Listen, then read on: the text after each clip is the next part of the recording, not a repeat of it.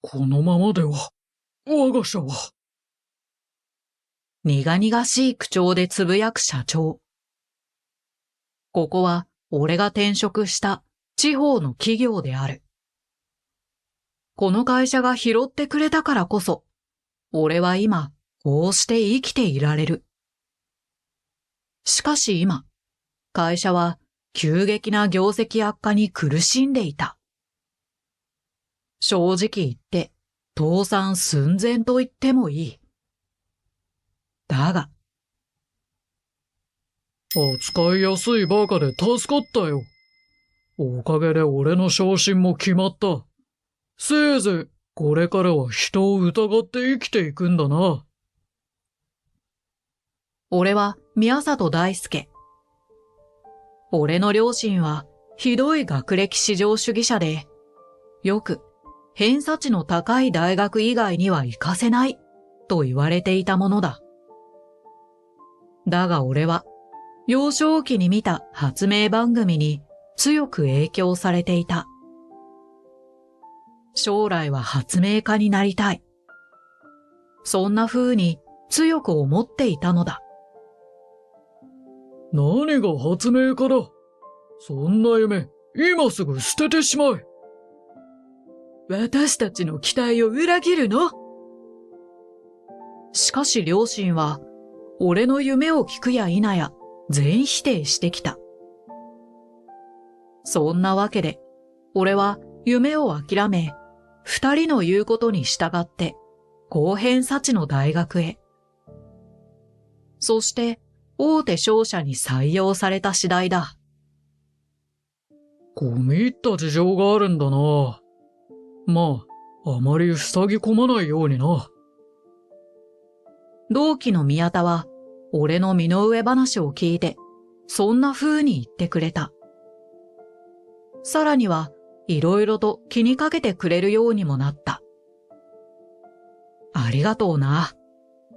とんでもない。どんどん頼ってくれ。宮田は俺にとって、数少ない信頼できる相手だった。しかし、実際は違った。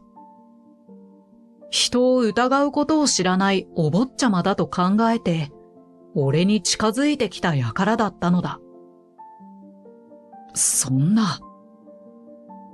ある時俺は、全く身に覚えのないミスをでっち上げられた。そして、宮田がその尻拭いを行う。その結果、事態を収集した宮田が高く評価される一方、俺はミスを糾弾される。最終的には減給処分まで受けてしまうありさまだ。どうしてこんなことに。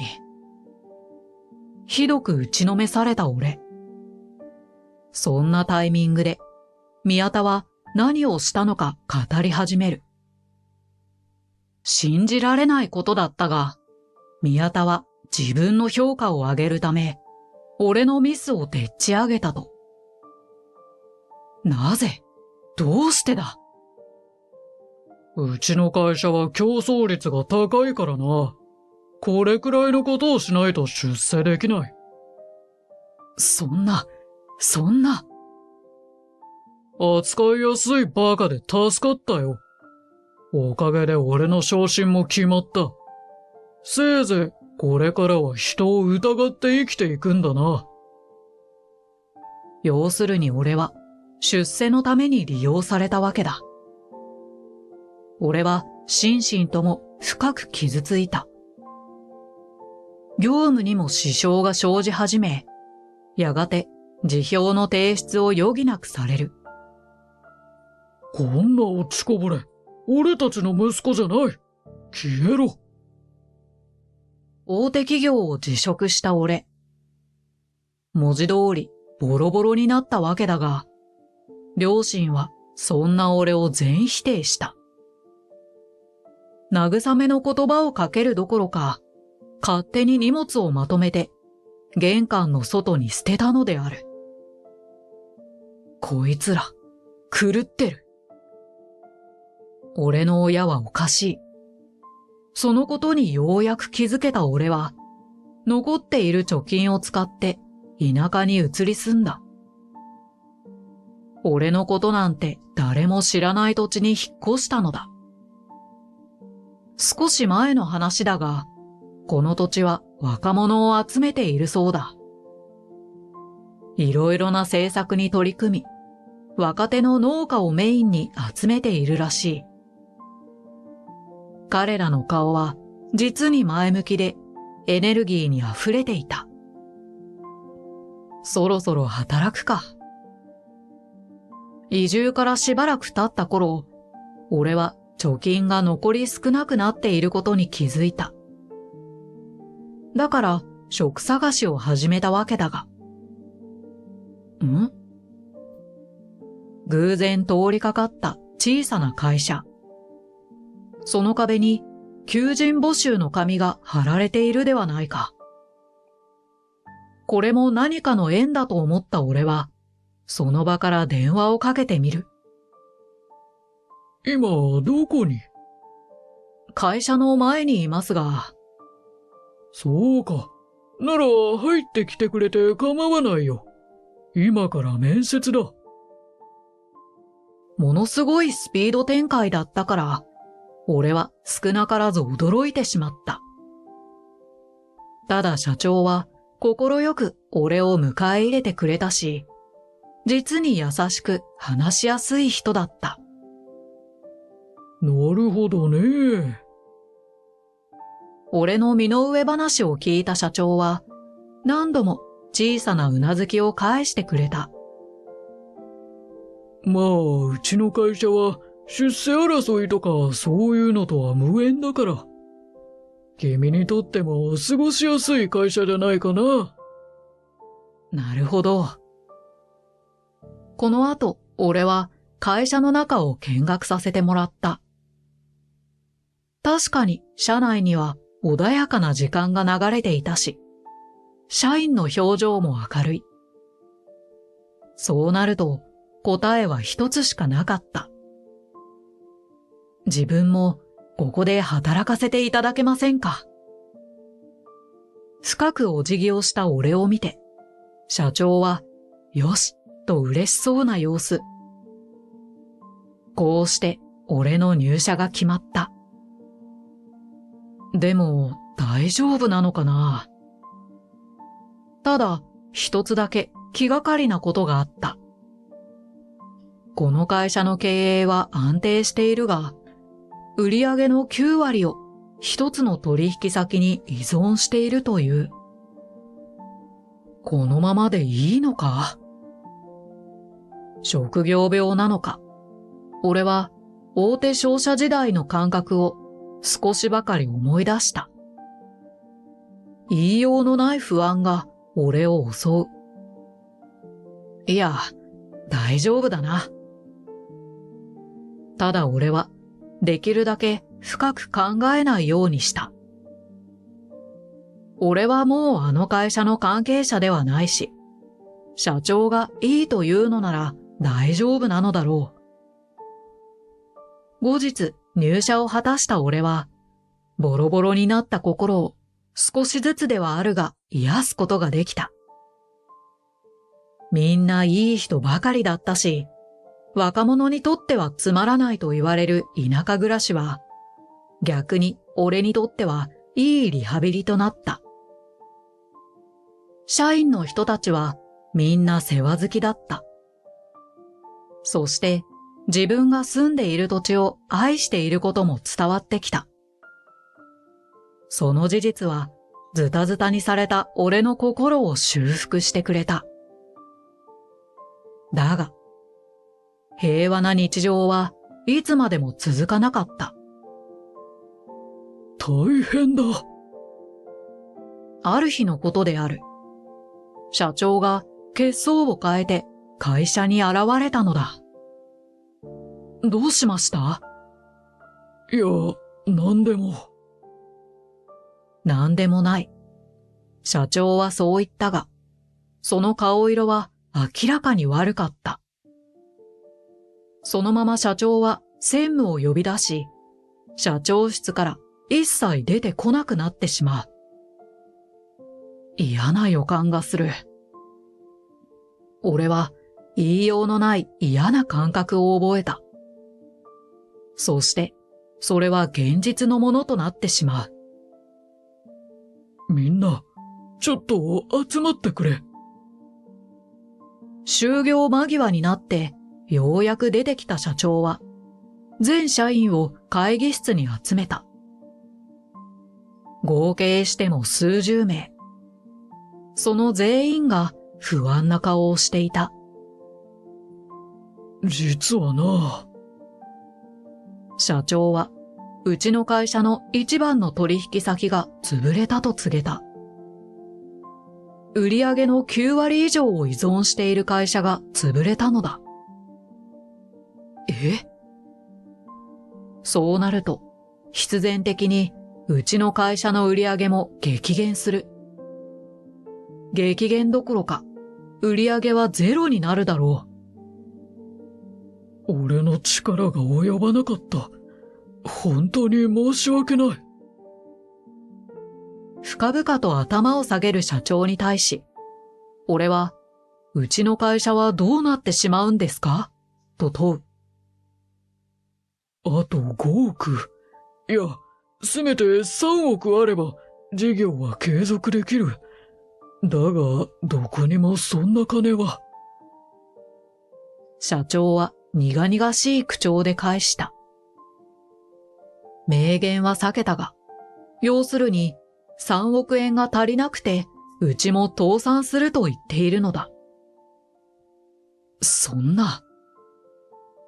俺は絶句したし、居並ぶ社員全員が真っ青になった。うちの会社まで潰れてしまったら、当然社員は路頭に迷う。こんな地方ではいい求人なんて皆無だし、行き場を失う者も多い。かくいう俺もその一人だ。でも、3億でいいんですか？しかし、俺は絶句こそしたが、絶望まではしていなかった。3億円くらいなら、多分どうにかなると思います。どういうことだ？社長は困惑していた。その声には期待も含まれていたが、状況が理解できないのも無理はないだろう。実は、社長には一つだけ伝えていないことがあった。俺の発明好きについては一切伝えていないのである。社会人になった後、俺はアマチュアの発明大会に出場したことがあった。もちろん両親には内緒で、優勝こそ逃したが、審査員特別賞を受賞している。だから、発明の世界では、それなりに俺の名前は知られている。うちの会社の技術を使って、別の商品を作ってみてはいかがでしょうか。別の商品？そうです。この地域の農家。それが俺たちの新しい顧客になるんです。いぶかしむ社長に対して、俺は説明を続ける。俺、こっちに引っ越してきてから若い農家さんと知り合ったんです。その若い農家は農業を始めてからまだ日が浅かった。そのせいで道具や機械の不足に苦しみ、手作業で毎日頑張っていたわけである。そんな彼を手伝っている中で、俺はいろいろなアイデアをメモし続けた。例えば、イチゴを傷つけることなく自動的に取れる機械。それがあれば、農家の手間や時間を大きく削減できる。そうか。やってみる価値はあるかもしれんな。俺のメモを見た社長は、そこに一縷の希望を見出したようだ。ありがとうございます。早速、新商品の開発が実行に移された。俺の知り合いの若手農家の協力を得たテスト、そして口コミ等を経て、新商品は瞬く間に大きな評判を引き起こす。気づいた時には、うちの会社の商品を近隣の農家すべてが使うようになった。それだけにとどまらず、販路を広げたうちの会社は全国的な知名度を得るに至る。まさかこんな未来が待っているとはな。しばらく経った頃、俺と社長は業界大手が開いたパーティーに招かれていた。功績が認められたがゆえである。ただ、言ってしまえば、地方の小企業が参加するのは異例中の異例でもあった。お前。感慨深い時間を過ごしていると、突然背後から声をかけられた。あ。振り返った先には宮田がいる。俺を裏切り、陥れた宮田が。お前大したもんだな。お前の転職先、今や有名企業じゃないか。宮田は慣れ慣れしく近づいてくる。俺のことを裏切ったり、陥れたことなんて一切なかったかのようだ。うちの会社と契約してくれないか。知らない間柄ってわけでもないんだし。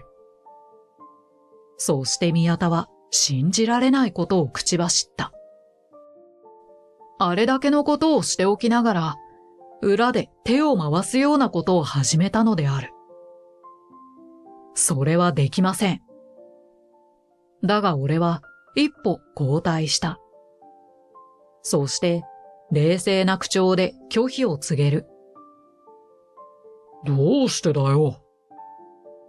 ビジネスにおいては信頼関係が何よりも重要です。だからこそ他人を騙し、利用し、陥れるような輩とは関わりたくありません。特にあなたのような。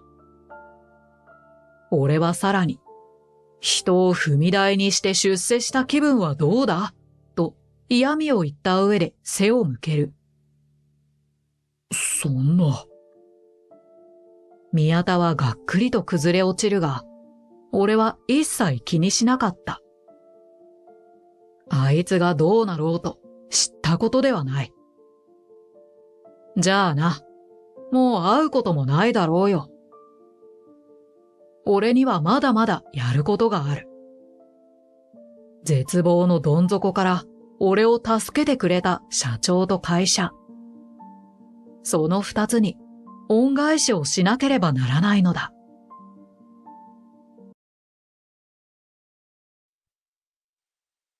俺は一般的な企業の人事部で働くサラリーマンだ。仕事の内容も好きだし、同僚も優しくていい人ばかり。そこの職場で不自由なく生活していた。だが一つだけ大きな問題を抱えていた。それは直属の女上司。彼女は俺の容姿を馬鹿にしたり、仕事を俺に押し付けたり、さらには自分のミスを俺になすりつけたりもする、とにかくめちゃくちゃな人だった。部署の中でも彼女を苦手としている人が多かった。そんなある日のこと、彼女にある変化が見られた。上司の機嫌が異様にいいのだ。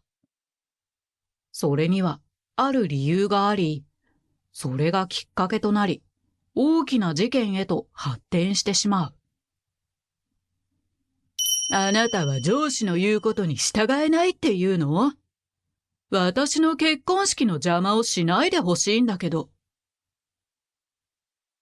俺の名前は畑中淳一。現在26歳。一般的な企業の人事部で働き、もう4年が経つ。人事部と聞くと、大体の人は面接とか採用といったワードが頭に浮かぶと思う。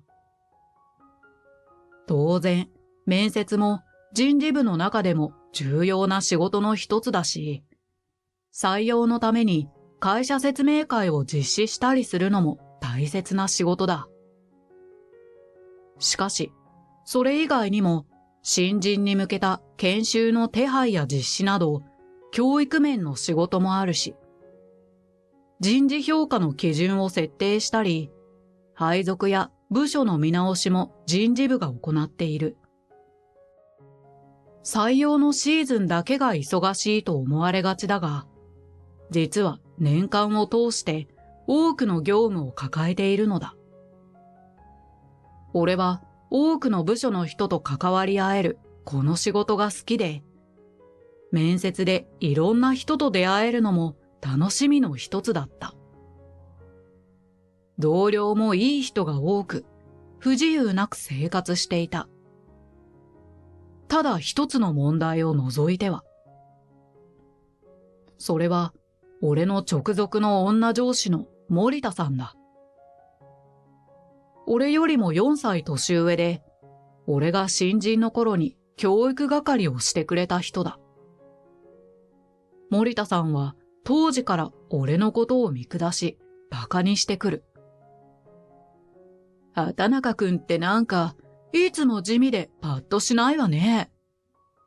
その見た目だと、今まで彼女もいたことないんじゃない？イケメンな新人だったらちゃんと教える気になるけど、あなたみたいな人だとやる気が起きないわ。すいません。新人の俺は謝ることしかできず、仕事をちゃんと教えてくれない森田さんのことが苦手だった。畑中くん、これ明日までにやっておいて。え？でもこれって森田さんの担当じゃ。私はあなたと違って忙しいの。僕も自分の仕事があるので、この量の作業を明日までに終わらすのは難しいです。じゃあ残業したら？そうしたら間に合うんじゃない？どうせ彼女もいないんだから、残業くらいできるでしょ？私はどうしても外せない予定があって残業できないの。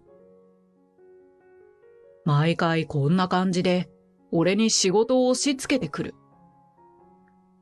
森田さんがどうしても外せない予定という時は決まって合コンに行くらしい。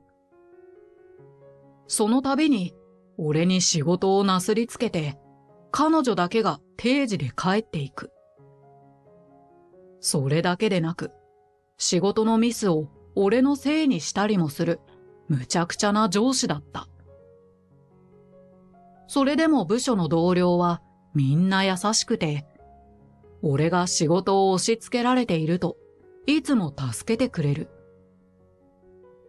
さらに厄介なのが、森田さんは気が強く、仕事を人に押し付けないようにと注意されても、全く聞く耳を持とうとせず、いつも我関せずといった状態だったため、俺はただひたすらに我慢するしかなかった。そんな彼女のことを部署の中でも苦手としている人が多い。そんな日々を過ごしていると、ある変化が見られた。ここ最近、森田さんの機嫌が異様にいいのだ。その理由としては、合コンで知り合った年下の彼氏とうまくいっているかららしい。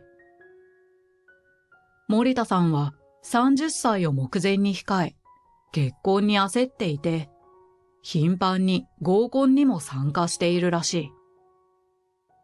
森田さんは嬉しそうに大きな声で同僚に話していたため、部署内でも森田さんに彼氏がいることはみんなが知っていた。噂によると、森田さんの彼氏はイケメンで高収入らしく、何としてでも手放すまいと結婚をせかしているようだ。そして最近、ついに森田さんはその彼氏と婚約したらしい。部署の同僚にもその報告をしていて、みんなから祝福されていた。当然、それを知った俺も森田さんのことを祝福した。わざわざお祝いしてくれてありがとね。彼は若いし、イケメンだし、お金持ちなの。あなたとは雲泥の差。あなたはその見た目だと結婚とは縁がなさそうね。かわいそうに。ただ素直にお祝いしただけなのに、どうしてここまで言われないといけないんだろう。俺は腹が立つよりも彼女に対して呆れていた。そしてこの日も森田さんは婚約者と食事に行くという理由で俺に仕事を押し付けて帰っていった。いつもよりどっと疲れがたまる中、家に帰ると彼女の弥生が出迎えてくれた。森田さんは俺に彼女はできないなんて決めつけていたが、俺には同棲中の彼女がいて、すでに結婚も視野に入れている。弥生は俺の顔を見ると、純一、なんかあった？すごく疲れた顔してる。俺は今日あったことをすべて弥生に打ち明け、気持ちが少し楽になった。純一のことをそんなひどく言うなんて許せないね。と、まるで自分のことのように怒っていた。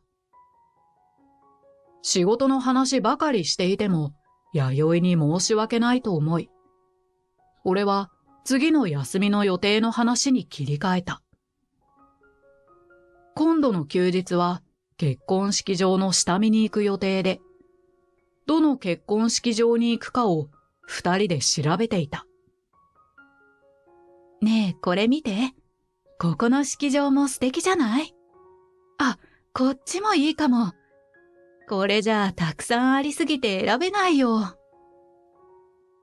弥生との式場選びはとても楽しくて、結局深夜まで続いた。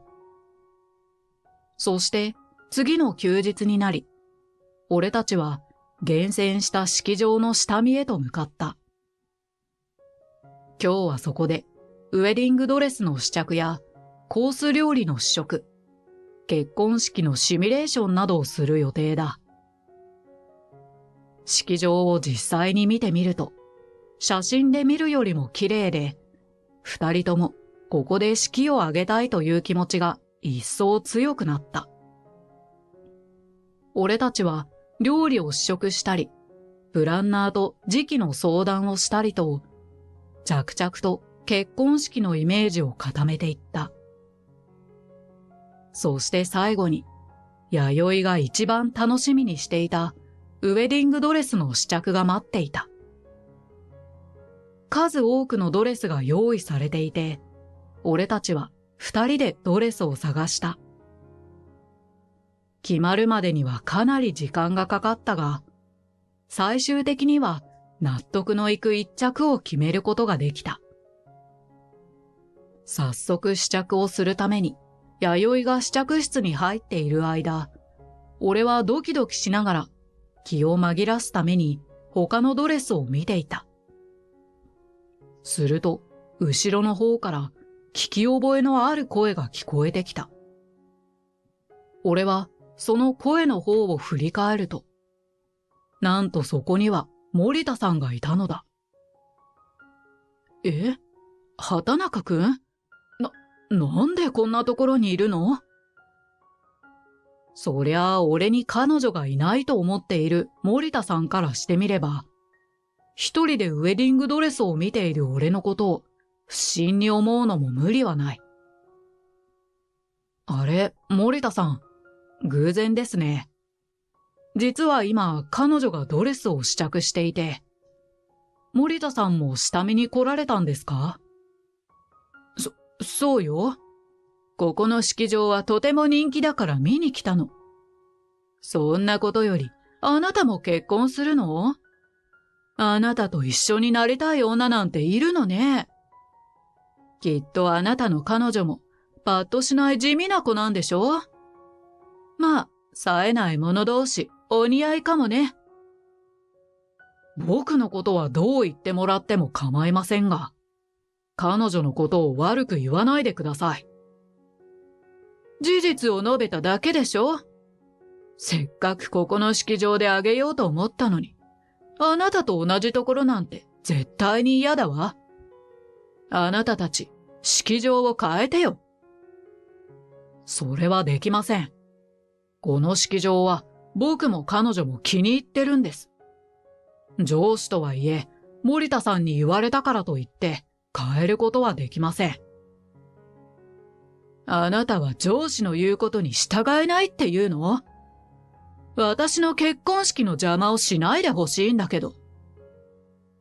森田さんから何とも理不尽なことを言われていると、着替え終わった弥生が試着室から出てきた。純一、お待たせ。やっぱりこのドレス、すごく可愛いんだけど、似合ってる？そう言われて弥生を見てみると、スタイルの良さも際立っていて、とても似合っていた。弥生、めちゃくちゃ似合っているよ。すごく綺麗だね。弥生のドレス姿を見ると、森田さんと話していた時の嫌な気持ちは一瞬にして吹き飛んだ。そしてついでに森田さんのことを紹介しようと思い、ふと森田さんの方を見ると、なぜか森田さんは真っ青な表情をしていた。どこか小刻みに震えているようにも見える。すると、俺より先に話したのは弥生の方だった。あれ？翼さんじゃないですか？すごい偶然。翼さんも下見に来たんですか？なんて言い出したのだ。なんで弥生が森田さんのことを知っているんだ。しかも下の名前で呼んでいるし、どういう関係なんだろう。困惑に困惑が重なり、俺は状況が理解できずにいた。あ、お久しぶりです。本当に偶然ですね。ここの式場すごく人気で素敵だと思ったから下見に来たんです。と、恐る恐る答えていた。あれ？今日はユージは一緒じゃないんですか？あ、そうだ、紹介しますね。こちらは私の婚約者の畑中純一さんです。純一、こちらの方は弟の婚約者の森田翼さん。と、お互いのことを紹介してくれた。しかし俺たちはすでにお互いのことをよく知っていて、少しだけ気まずい雰囲気が流れた。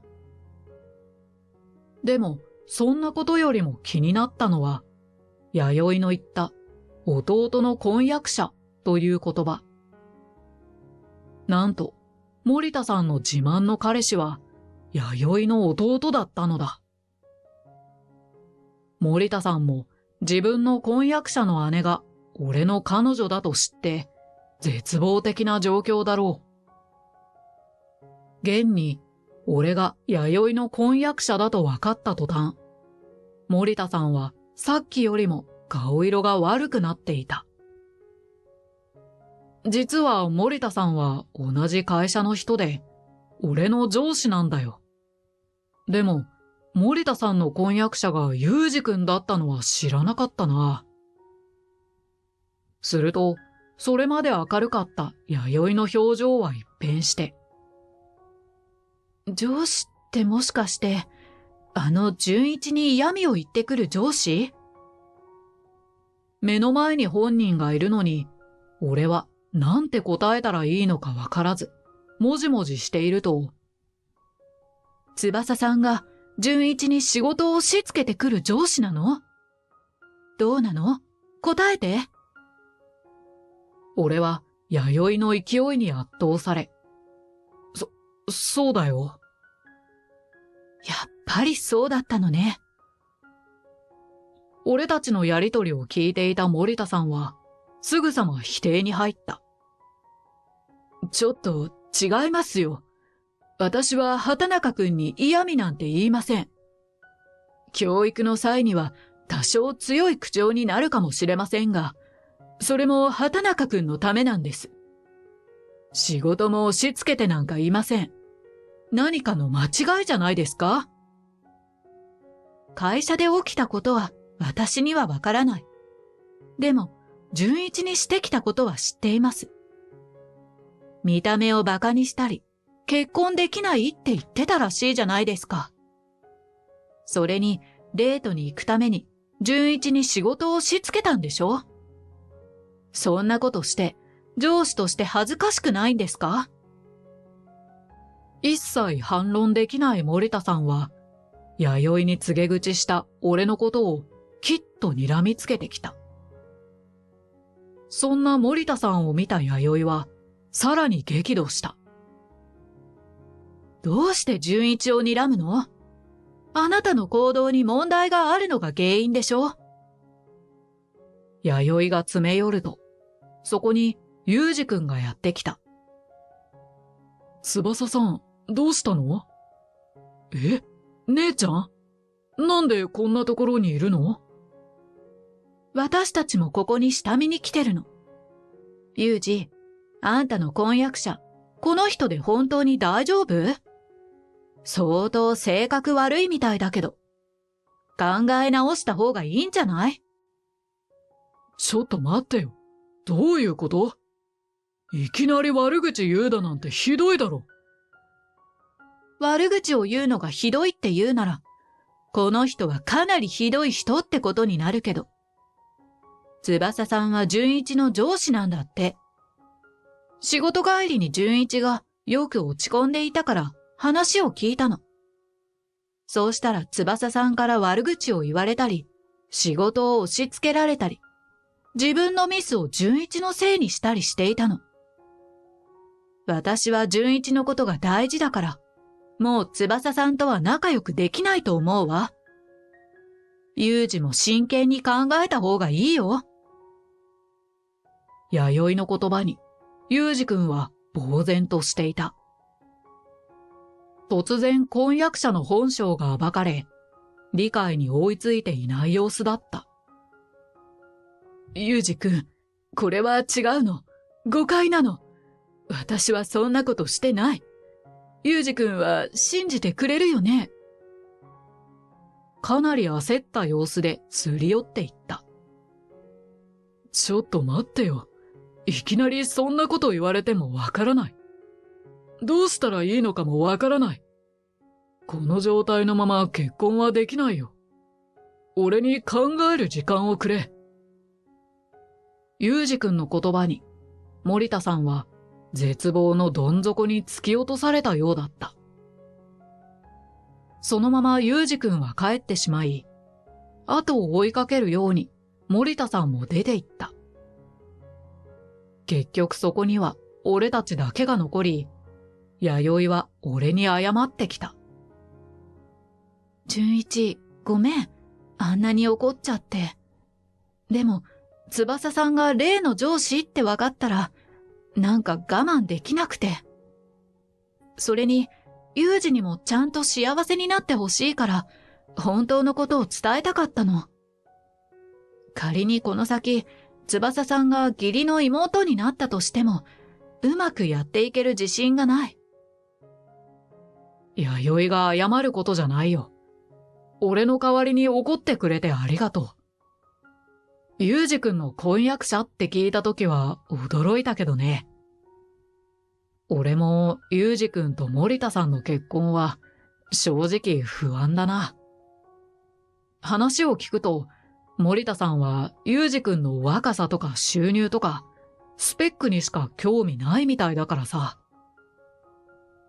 こうしてドタバタだった式場の下見は終わり、翌日、いつも通り会社に出社すると、森田さんは休んでいた。珍しいなぁと思いつつも、式場でのことがあったから、顔を合わせずに済んでほっとしていた。その日は特にトラブルもなく、仕事を押し付けられることもなかったので、定時に帰ることができた。しかし、問題なのはここからだった。なんと、森田さんは、その後もしばらくの間、会社に来なかった。同僚たちも、森田さんが休んでいる理由は知らないようだった。数日が経ち、ようやく森田さんが出社してくると、その顔はひどくやつれている様子だった。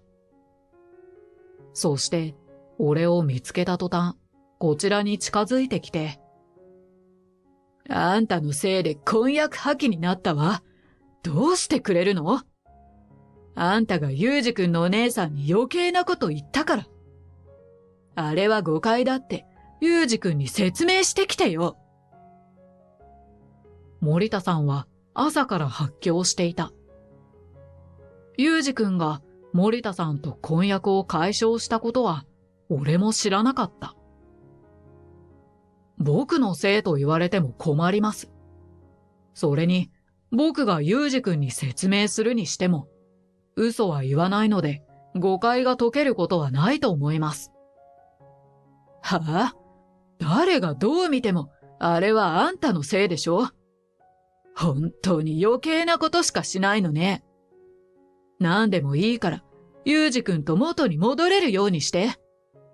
嘘でもいいから、あんな人じゃないんだって言って。お姉さんも誤解してるんだから、あんたから説明しなさい。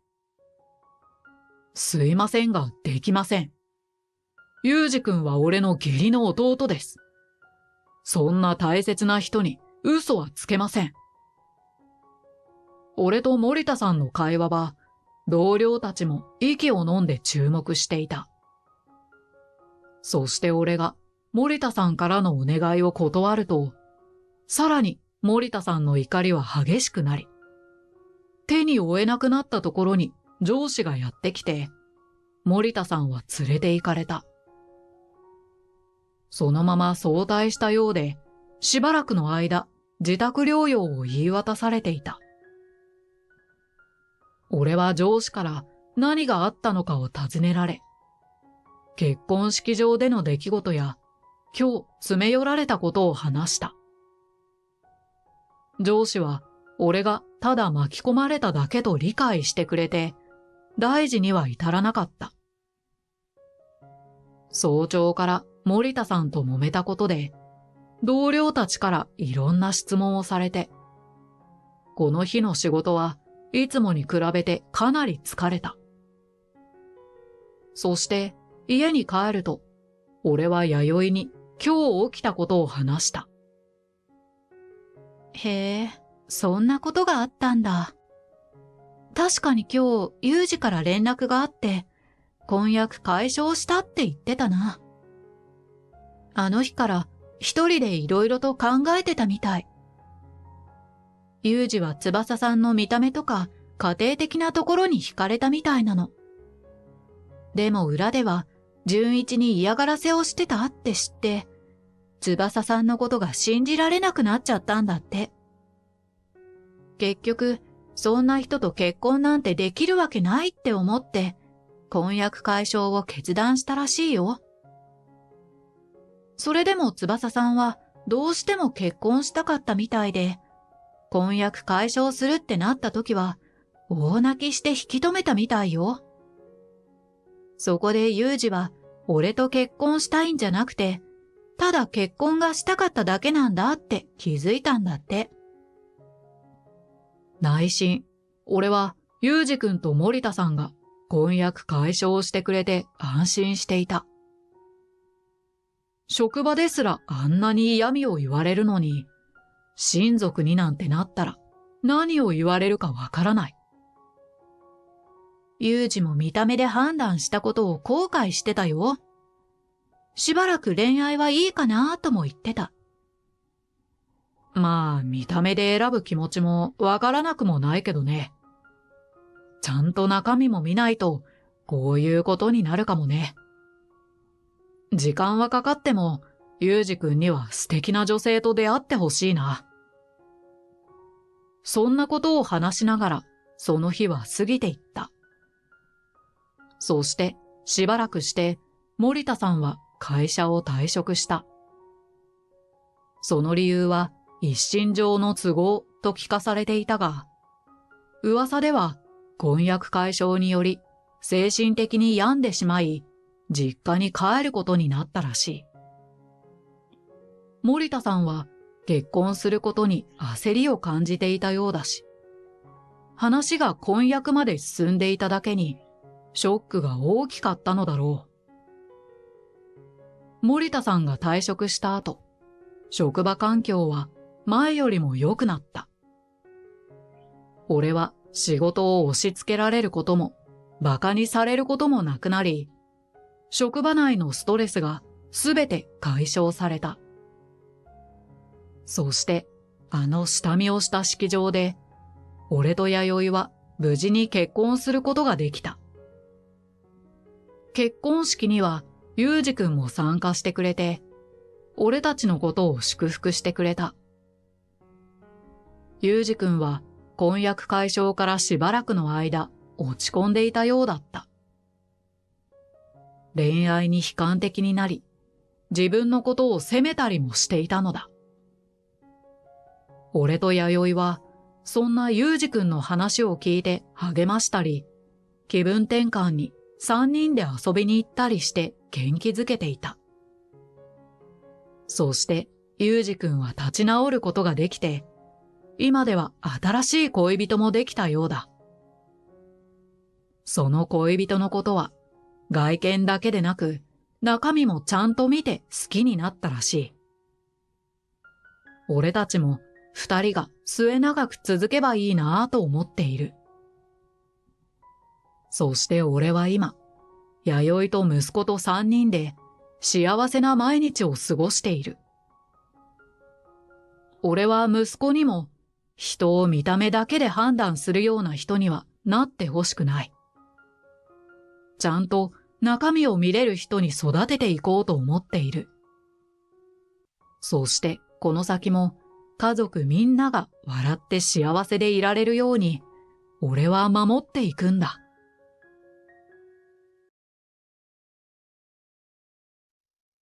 この野郎、おとなしくしろ！ある日のこと、本屋を訪れていた俺は、そこで予想外の事態に巻き込まれる。なんだ？声の方に視線を向けてみると、店主が派手な外見の女子高生の腕を掴んでいるではないか。店主の怒鳴り声は尋常なものではないから、これはただごとではないらしい。何があったんですか？俺が問うと、店主はこいつ万引きしやがった、と悪態をつく。万引きなんかするもんか！黙れ！お前は始末の悪い不良って前々から評判なんだ。着地点の見えないやりとり。店主の気持ちもわからないわけではないが、具体的な証拠はないように思える。見た目で決めつけるのは良くないですよ。とにかく冷静になって。俺はどうにかして事態を収拾しようとする。しかしこの後、事態は予想外の方向へ。黙れ！客を警察に突き出して何が悪い！俺は堀義則。年齢は34歳で医者をやっている。医者といえば聞こえはいい。だが高収入とか派手な暮らしとかきらびやかな女性関係とは残念ながら無縁だ。言ってしまえば俺は単なる町医者に過ぎない。今勤めている病院だって父が開いたクリニックをスライド式に受け継いだだけだ。だから努力らしい努力なんて俺はしていない。そのあたりの事情を考えると、俺はどうしても、俺は医者なんだ、というプライドや特権意識のようなものを持てなかった。腹減ったなあ。ある日のこと、午前中の診察を済ませた俺は、昼飯を食うため外出した。例によって、俺の昼飯はいつだって質素だ。他の医者が何を食べているのかは知らないが、俺はチェーン店や町の定食屋で昼飯を済ませる。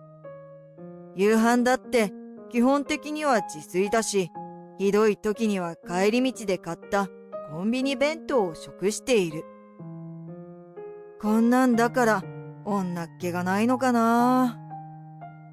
いつの間にか俺は若いとは決して言えない年齢になってしまった。だが現在付き合っている女性はいないし、結婚の予定もない。同世代の医者の多くがとっくに結婚して子供さえいる場合がほとんどということを考えると、俺は少なからず危機感のようなものを抱かずにはいられなかった。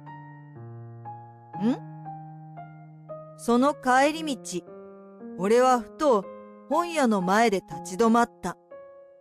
学生時代は漫画や小説を楽しく読んでいたものだが、今ではすっかりご無沙汰だ。読んだとしても、専門書とか業界の関係者が書いた本ばかり。最後に楽しいと思って本を読んだのは、一体いつだったのだろう。振り返ってみると、全く心当たりがないし、確実に思い出せるのは学生時代の頃だ。寄ってみるか。そんなわけで、時間に余裕があったこともあり、俺は本屋へ。本屋に来るのは本当に久しぶりだ。だから不思議とワクワクしてしまう。あの雑誌はまだあるんだな。この漫画は今も続いてるんだな。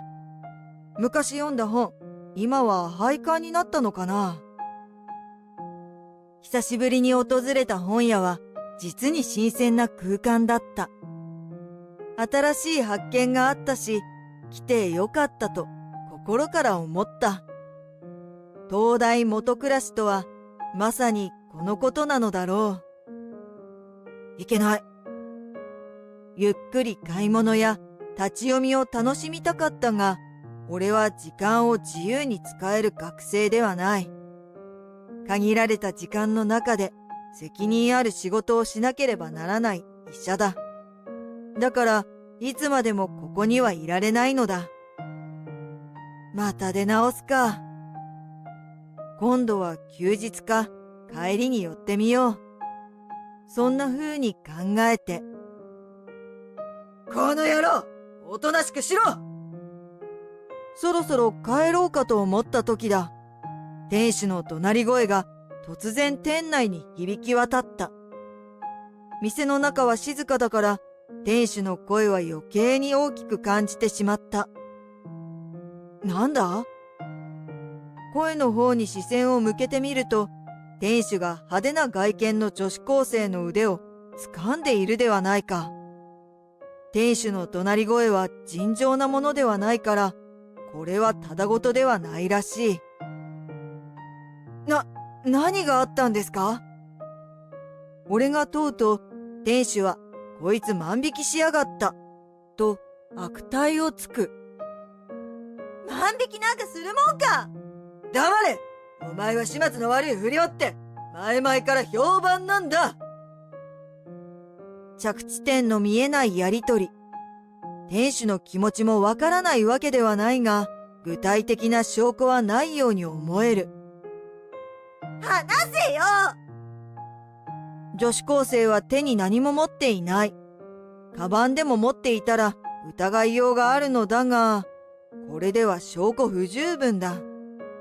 正直、因縁をつけて一方的に絡んでいるのと等しい。見た目で決めつけるのは良くないですよ。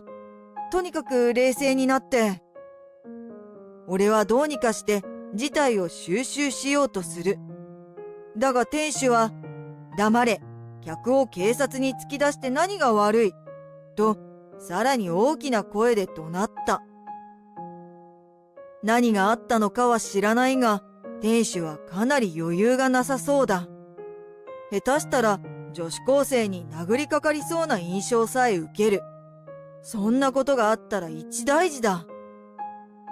まあまあ、落ち着いて。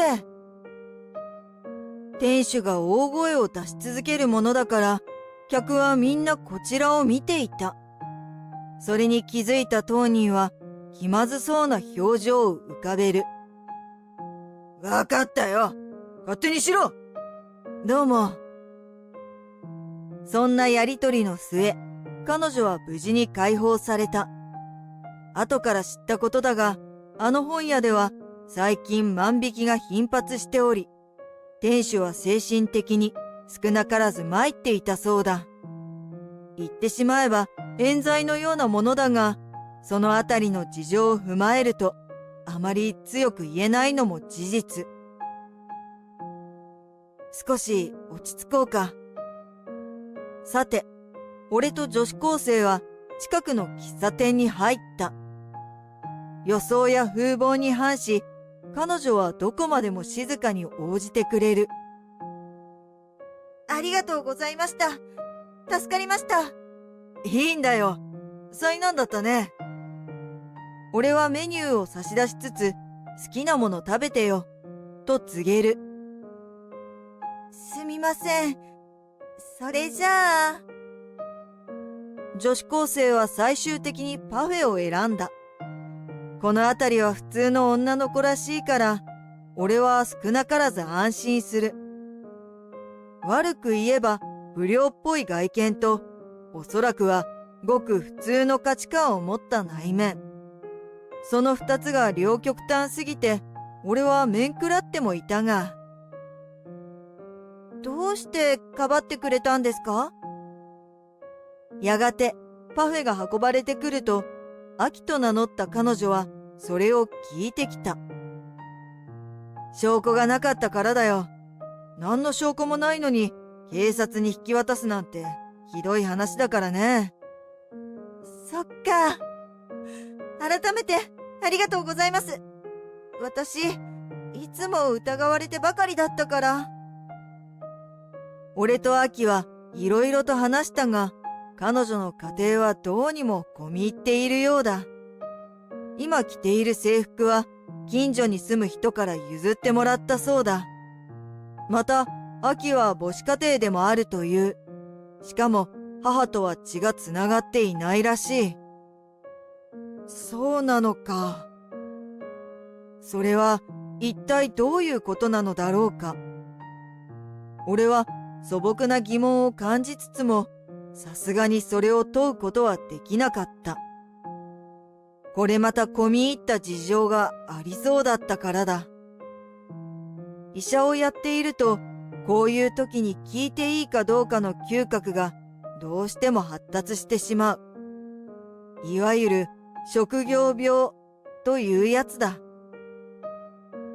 お母さんは仕事が不規則で、家にいないことが多いんです。だから帰ってきても寝てばっかり。まともに世話してもらった記憶なんてありません。そんな秋の面倒を見てくれた女性。それが近所に住むアスカという人だったそうだ。アスカさんは秋に服やアクセサリーを譲ってくれただけでなく、中学を卒業したら働くという彼女の考えに、高校は出ておきなさいと異を唱えたりもしたという。その人はどうしてそこまで君に親切にしてくれるんだ？なんでも若い頃の私にそっくりだからだそうです。とても放ってはおけないと言っていました。そうなんだ。アスカさんは若い頃有名な不良だったという。しかし社会人になるとそのせいでいろいろな苦労を背負い込むことになり、それゆえにアキが困らないよういろいろなアドバイスをしてくれたそうだ。でもよかった。そういう人がいてくれたことは幸せだよ。その人がいたからこそ君は変な道に進まずに済んだんだ。俺は本心からの言葉をアキに送る。しかしアキはどういうわけか辛そうな表情を浮かべた。どうしたの？嬉しいよ。でも、あの人は、もう、この世にいないの。え？アスカさんは病気で亡くなった。心底辛そうに喉の奥からようやく絞り出すような声で、アキは語った。だから私、いつか人を救う仕事をしようと思ったの。高校を出たら、看護学校に進みたいって。アキは、だけどと口ごもる。でも、内心無理だってわかってるの。私、学校の成績だって良くないし。そんなことないよ。伝えるべきかどうか迷っていたが、俺は自分が医者であることを明かした。おじさん、お医者さんだったの？しがない医者だけどね。自重気味にそう言ってから、俺は勉強はなんとかなるからと伝えた。そして医学書でも何でも資料はいくらでも貸すとも。おじさんは優しいんだね。ありがとう。頑張ってみる。高校を卒業した後、アキは希望通り看護学校へ。そして准看護師の資格を取得した。私、将来はおじさんの病院で働きたいな。本人はそんな風に言っていたから、俺は構うことなくアキを招き入れた。今やアキはすっかり落ち着いた雰囲気の女性となり、心身ともに大きく成長している。やがて俺とアキは互いに惹かれ合うようになった。初めて出会った時、アキはまだ未成年だった。だから俺は自制していたのかもしれない。だが今はその時から好きだったと胸を張って言える。いつの間にか交際を始めた俺たちは瞬く間に距離を縮め、今では結婚秒読み段階だ。まさか俺が結婚なんてな。一人寂しく本屋に入った時、まさかこんな運命が待ち構えているとは想像もできなかった。結婚どころか女性と付き合うことさえないだろうと思っていた俺が、アキという素敵な嫁さんを手に入れることができた。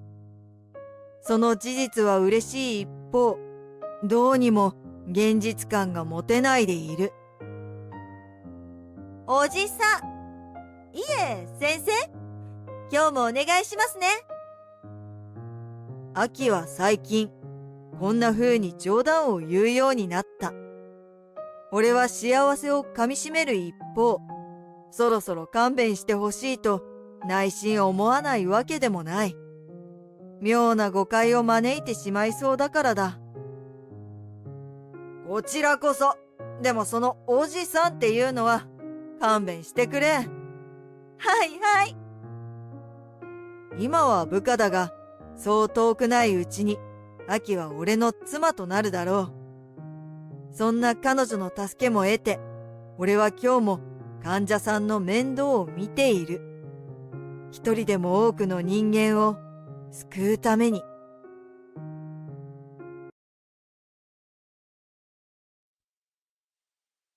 喉乾いたわね。あんた、新人なんだし、お茶でも買ってきてよ。10年ぶりに本社に戻った俺は、あろうことか元カノと再会してしまう。向こうは中途採用のようで、俺がこの会社で長く働いていることは知らないようだ。おいおい。俺は困惑してしまう。学生時代ならいざ知らず、お互い30歳をとうに過ぎているのだ。それでこの言動は。だがこの後、彼女は暴言の対価を支払うことになるのだった。あんたみたいに金持ってない男とは付き合えないのよ。俺は真柴仁。現在30歳。俺は高校時代の頃、のぞみという女性と交際していた。玉砕覚悟で告白してみたら、まさかの OK。だから俺は浮かれに浮かれてしまった。今思い出しても、彼女のような美しい女性と交際できた理由がわからない。はっきり言って、俺ごときが釣り合うような女性ではなかった。クラスのみんながのぞみに惚れ込んでいたし、彼女と交際していることが明らかになるや否や、俺はクラスメートや同性からのひどい嫉妬にさらされたものだ。このままのぞみと付き合い続けて、いつかは結婚する。そして子供を作り、いつまでも一緒に暮らすのだろう。のぞみと付き合っている頃、まだ若かった俺は、心からそう信じ込んでいた。別れよう。なんだかんだ楽しい時間は過ごせたと思う。だが、最後の最後には、そんな風に言われて捨てられた。その時、俺に向けられた瞳は、まるでお仏を見るようなもの。一体彼女の身に何が起きたのだろうか。俺と食事をしている時、デートをしている時、一緒に歩いている時。一度だってのぞみは、そんな視線は俺に送ってこなかった。どうして？泣きながら問いかけた俺。だが、のぞみから帰ってきたのは、あんたみたいに金持ってない男とは付き合えないのよ、という無慈悲な言葉だった。そんな。後から知ったことだが、のぞみは二股をかけていたという。そして、もう一方の男は、金銭的に余裕があり、いつも羽振りが良かったらしい。ここで俺は答え合わせをされた気がした。確かに思い返してみれば、のぞみは金が絡むと少なからず不機嫌になっていた。デートの食事が豪華じゃないと拗ねたような表情を浮かべたし、俺が今月ピンチなんだと言うと露骨に嫌な顔になっていた。そうか、そういうことだったのか。俺はひどく叩きのめされた。だが同時に、頭が良くて金を持っていれば世の中どうとでもなると思うようになる。振り返ってみると恥ずかしい話だが、その考えは俺にものすごいエネルギーを与えてくれた。いわゆる負の情念というやつで、俺は何時間勉強しようが、どれだけ睡眠時間を削ろうが、全く問題がなくなってしまった。努力の甲斐もあり、有名大学に身を投じた俺は、優秀な成績を残す。そして、今の会社に入社したというわけだ。ずいぶん変わったなぁ。さて、地方支社のテこ入れを済ませた俺は、今日10年ぶりに本社に帰ってきた。そこは10年前とは何もかもが違っていた。まるで浦島太郎だな。一言で表現すると、ビジネス誌に掲載されているような状態だ。何もかもが先進的かつ洗練されている。それはうちの会社が大きくなった何よりの証拠なのだが。参ったな。どこで時間を潰せばいいんだろう。会社が大きくなったことは嬉しいが、今の俺にとっては問題だった。あまりにも変貌しすぎたせいで、どこに行ったらいいかわからないのである。改装前の本社だったら、勝手知ったる。どこに行けば何があるかすぐにわかったが、現在の状態ではそれもままならない。あら？打ち合わせの時間まではまだ少しある。この際、一度会社を出て喫茶店にでも入ろうか。俺がそう考え始めたとき、突然声をかけられた。え？声の方向を見た俺は愕然とする。そこにはのぞみがいた。高校時代に付き合っていたのぞみが。どうして？俺は思わず絶句してしまう。自然と足が震え始めていた。彼女から捨てられたとき、俺は心に深いトラウマを植え付けられた。どうやらそれは今なお俺の中に残っているようだ。どうしてって、私もう3年前からここで働いてるんだけど。そうなのか。確かに筋道の通った話だ。俺が本社から離れていた10年の間に、のぞみがどういうわけか、この会社に入り込むこと自体は、決して無理のある話ではない。ああ、この人？のぞみのすぐ横にいる男性。彼に視線を向けていたことに気づいたのぞみは、紹介を始める。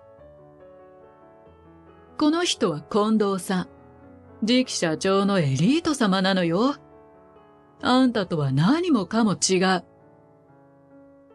そしてのぞみは、選ばれた人ってわけ、と付け加えた。だが近藤とやらは一切挨拶してこない。それどころか、何か値踏みするような視線を俺に浴びせて、にやつくのみ。ルイは友を呼ぶ。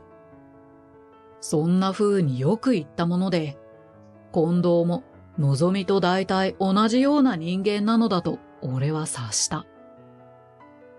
似た者同士くっついたらしい。っていうかあんた、どうしてここにいるの？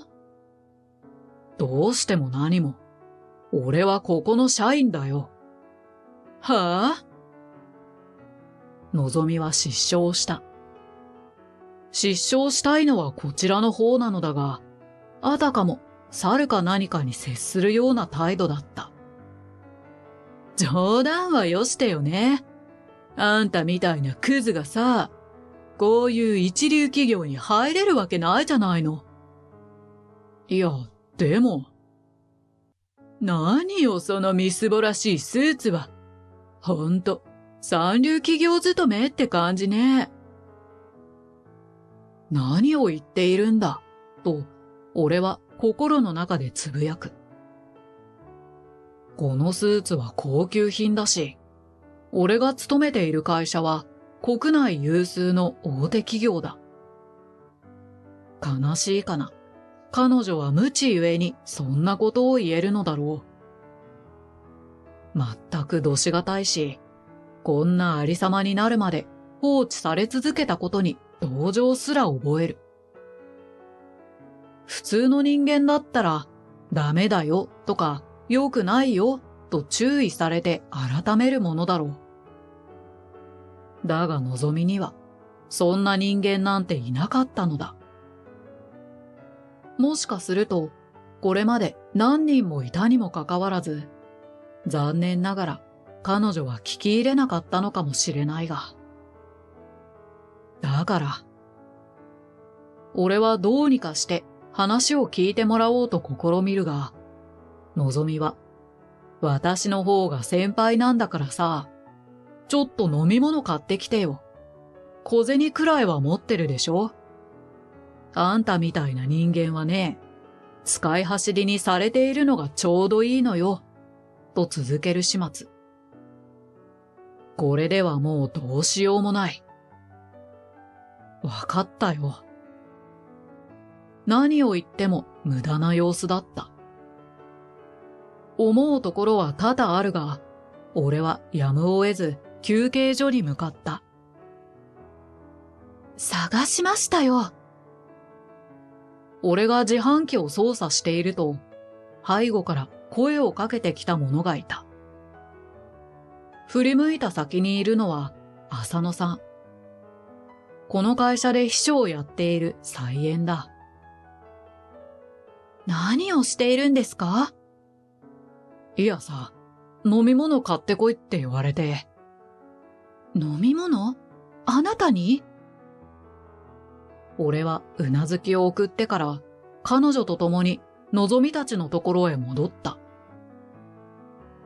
一体どこまで行ってたのかしら。っていうか、案内も頼んだの？俺たちを見たのぞみは相変わらず悪態をつく。だが、そんな彼女を見た浅野さんは愕然としていた。飲み物を渡すって、この人たちに？うん。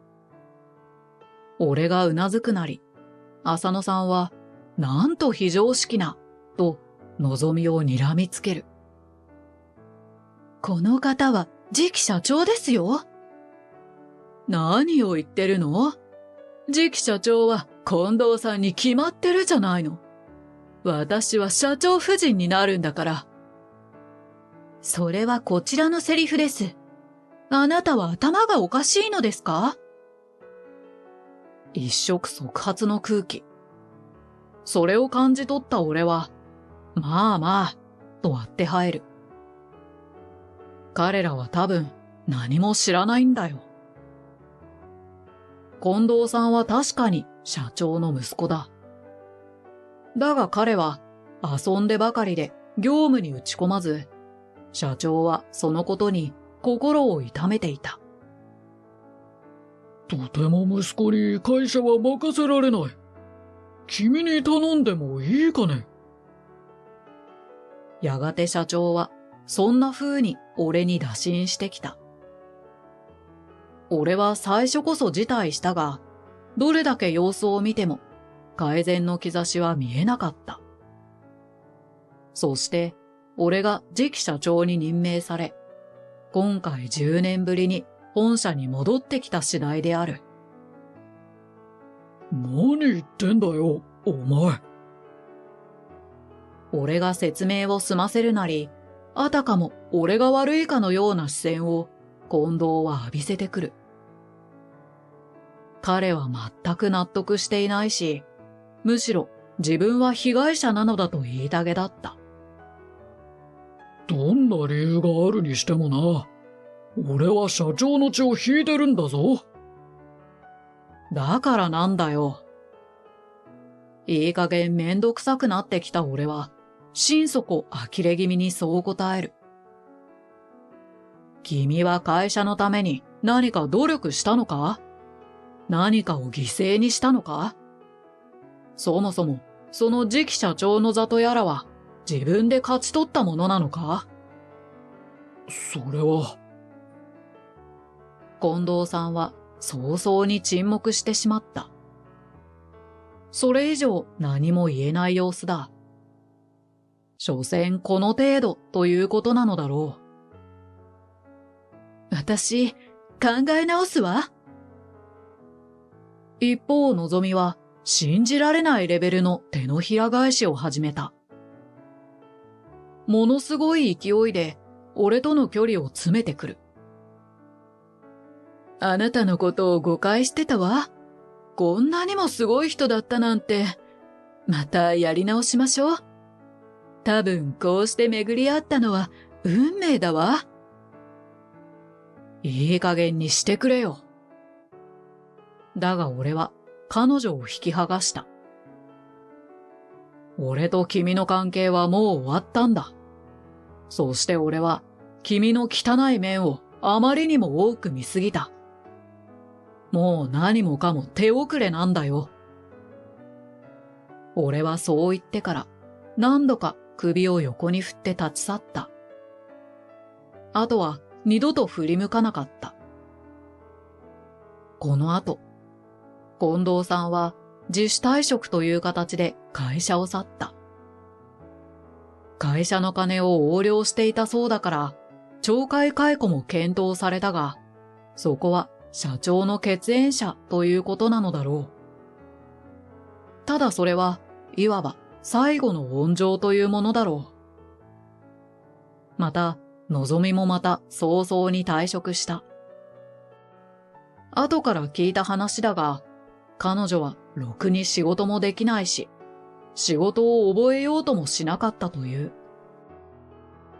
当然、みんなから煙たがられ、ほとんど追い出される形で会社から消えたそうだ。一方、俺は新社長として多忙な日々を送っている。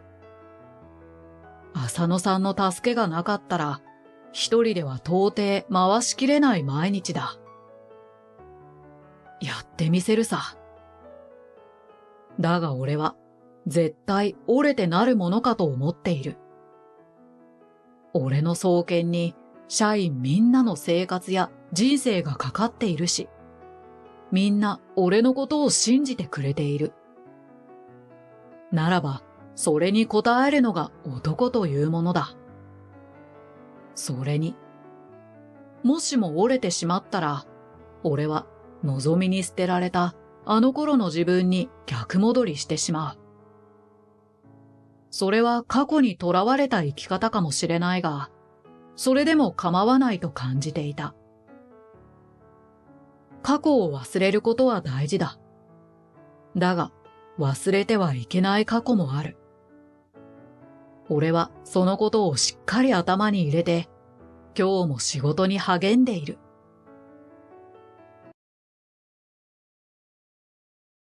俺は営業として働くごく普通のサラリーマン。俺の最近の楽しみは一人で寿司屋へ行くこと。最初こそ緊張しながら店に入っていたが、月に何度も通ううちに大将とも親しくなり、今では俺の定位置があるほど常連客となった。そんなある日のこと。この日も俺は残業帰りに寿司屋に寄ることにした。すると、店にはカウンターの隅に座っている女性がいた。どうやら一人で食べに来たらしく、一貫一貫をとても幸せそうに食べていた。しかし、しばらくすると、その女性は落ち着きなく挙動不審になっていた。山本くん、すまんが自主退職してほしい。俺の名前は山本秀人。今年で29歳になる。大学を卒業した後に入社した会社は、ブラック企業のお手本のようなところで、残業も信じられないほどさせられるし、上司からの新人いびりもひどかった。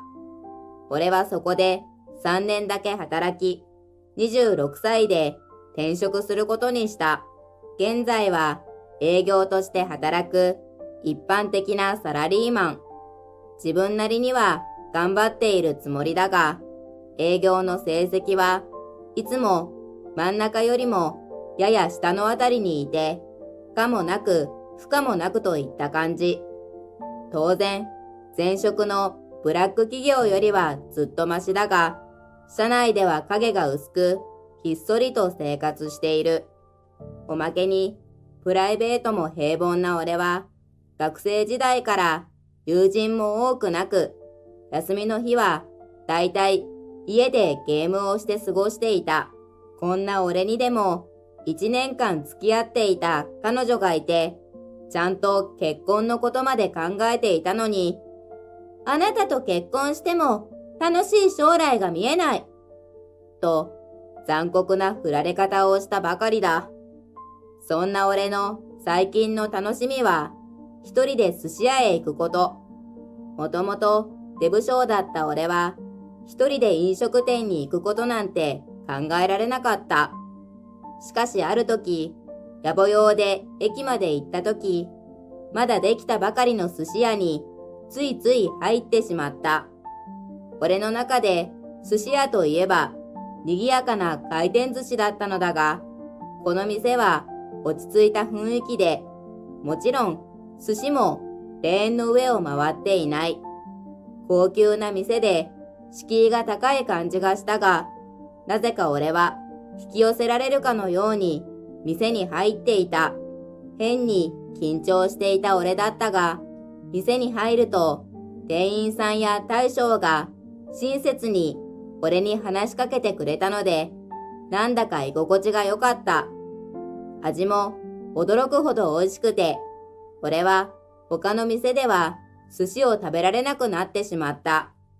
そして、この店の常連になった俺のことを大将も覚えてくれたようで、俺が店に入ると、おー、山本くん、いらっしゃい。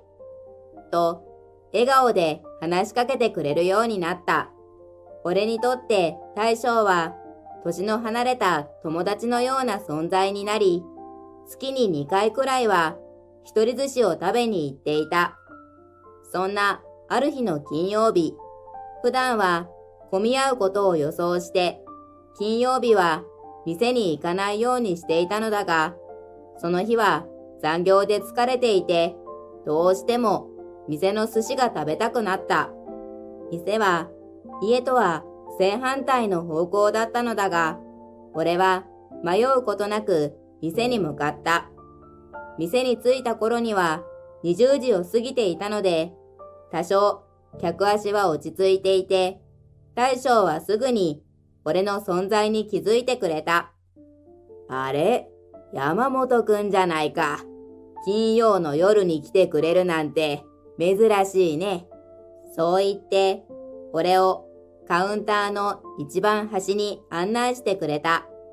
この席は普段から俺がよく座る定位置となっていた。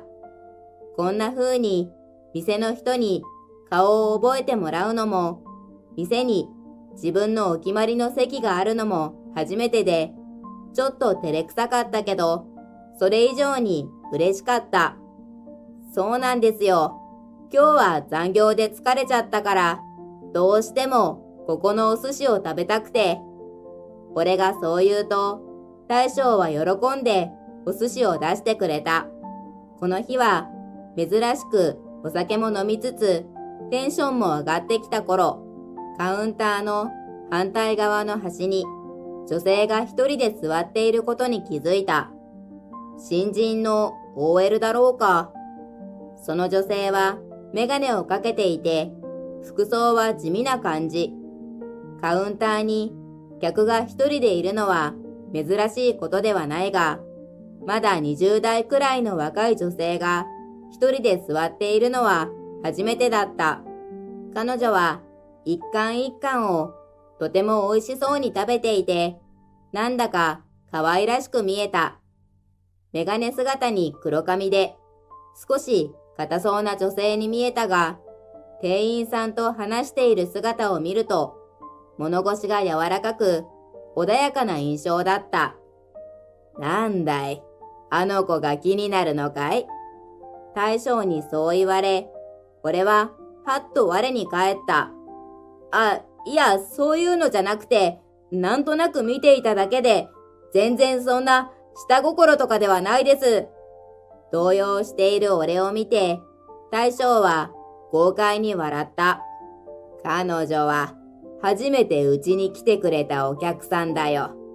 一人で飲食店に入るのも初めてらしくて、最初はかなり緊張していたよ。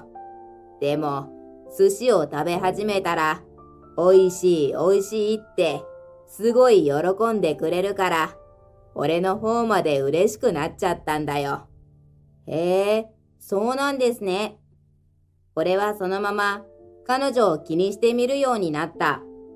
そして、お寿司を食べて満足そうな彼女を見ていると、俺までいつもよりお寿司が美味しく感じた。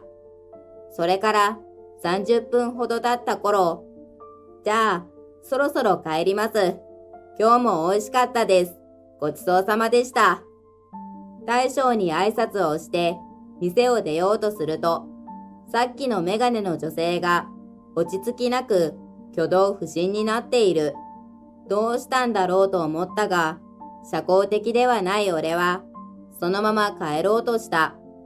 しかし、店の出入り口は彼女の真後ろにあり、店を出ようとした瞬間、彼女と目が合ってしまった。何やらとても困った表情をしていたので、俺は思わず声をかけていた。どうかされましたか？俺が尋ねると、彼女は下を向いてもじもじしている。テーブルの上には伝票が置かれていて、彼女の周りには、カバンから出したであろう化粧ポーチや仕事のファイルなどが散らかっている。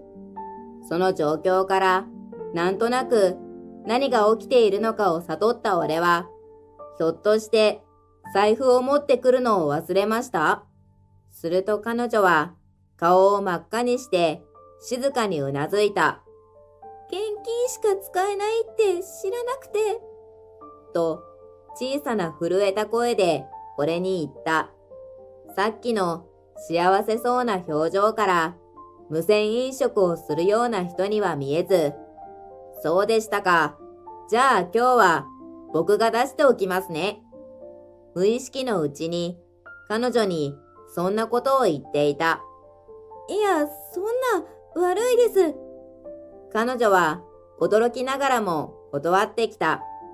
しかし、彼女がお金を持っていないのも事実で、このまま彼女を無視して帰るわけにもいかない。やはりここは俺がお金を出すのが一番スマートだと思い、俺は彼女の分まで支払いを済ませることにした。そして二人で店を出ると、彼女は必ずお金を返すので、と言って連絡先を聞かれた。ああ、いや、僕が勝手にやったことなので気にしなくて大丈夫ですよ。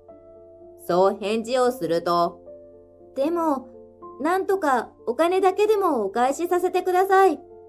そんな大きな金額じゃないので、お互い引かなかったが、結局俺は彼女から何も受け取ることなく、その場を後にしようとした。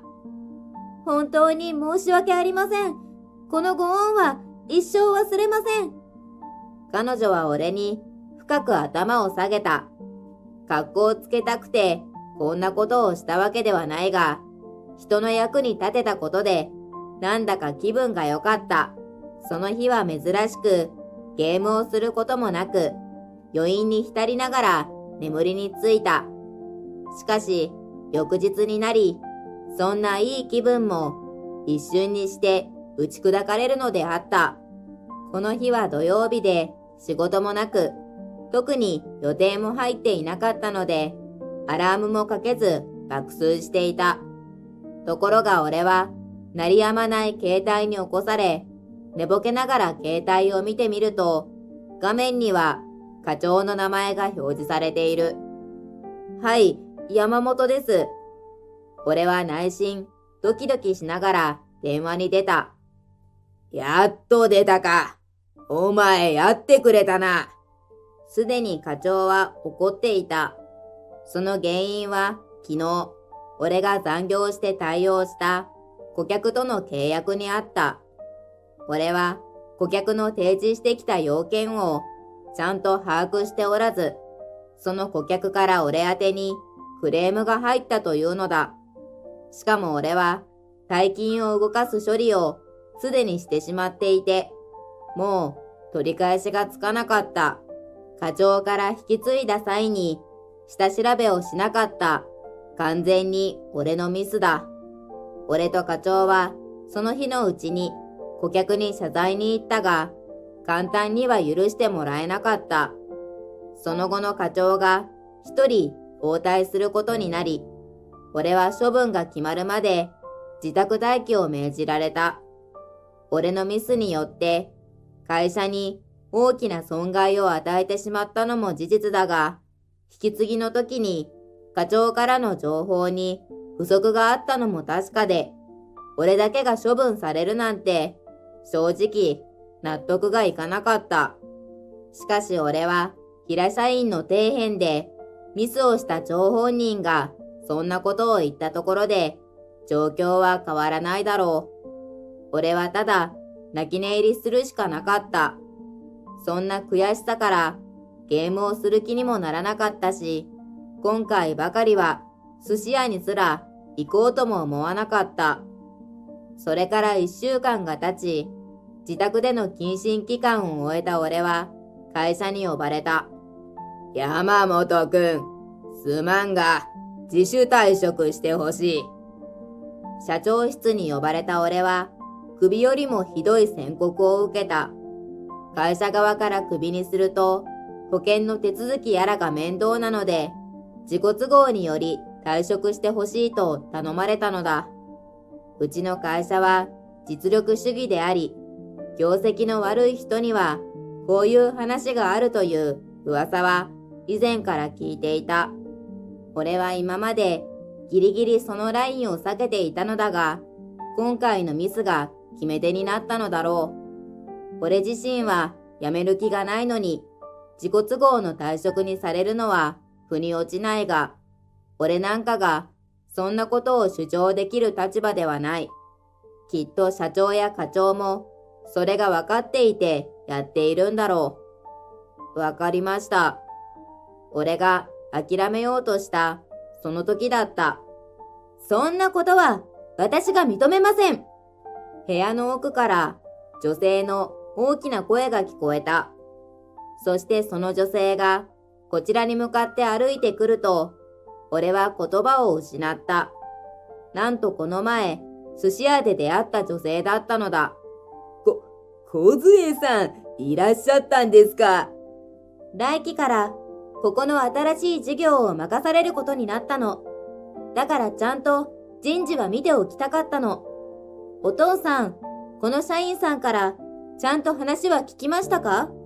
さっきのやりとりを見ていると、一方的な感じでしたけど、彼女がお父さんと言って話しかけたのは、うちの社長だった。頭を整理すると、先日俺が寿司屋で助けた女性は、自分の会社の社長令嬢だったのだ。梢さんは寿司屋で見たような慌てた様子は一切なく、はっきりと、そして堂々と社長にそう言った。うちの社長はとても怖い人だと、社内でも噂になっているような人だ。いくら娘とはいえ、こんな発言をして大丈夫なのかと心配になった。梢、そんなこと言うなよ。私たちはそんな一方的に言ってたかな。俺の心配なんて全くいらず、社長は娘からの発言にタジタジだった。いくらお父さんでも、さっきの対応は間違っていると思う。そんなんじゃダメよ。お父さんは昔からそう。たった一回のミスだけで人を判断してしまうの。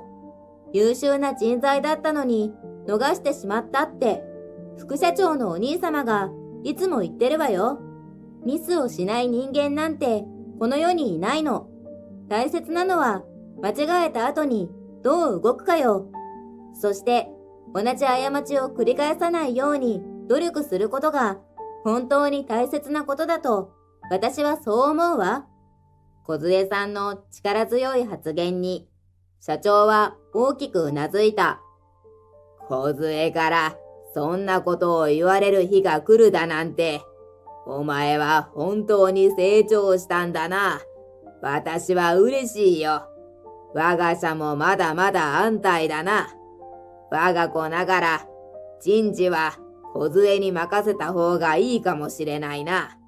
こうして俺は、梢さんのおかげで退職を免れることとなった。本当にありがとうございました。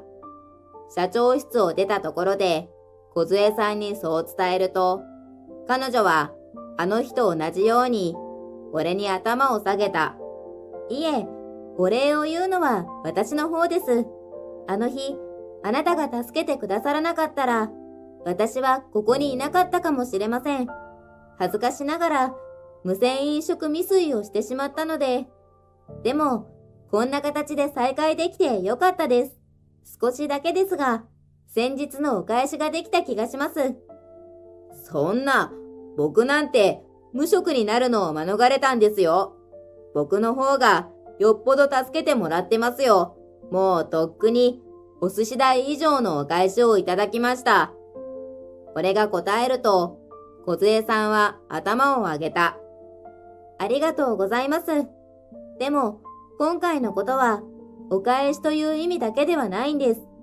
私は、父の社員への対応は、前々から気になっていました。少しのミスや間違いだけで、すぐに社員を退職させるやり方に違和感を感じていて、反対してきました。だからきっと、あの場にいたのがあなたじゃなかったとしても、私は同じ行動をとっていたと思います。筋の通った彼女の考えに、あの時、彼女のことを助けたのは間違いじゃなかったと再認識した。この春からは同じ会社の社員として会う機会も増えると思いますので、これからも仲良くしてくださいね。梢さんはそう言って微笑んだ。今度はカウンターの端に座っていた者同士、一緒に寿司屋に行けたらいいなと思った。そんなことを考えながら、俺は春の訪れを楽しみに待つことにした。最後までご視聴ありがとうございます。もしよろしければ、チャンネル登録よろしくお願いいたします。では、次の動画でお会いしましょう。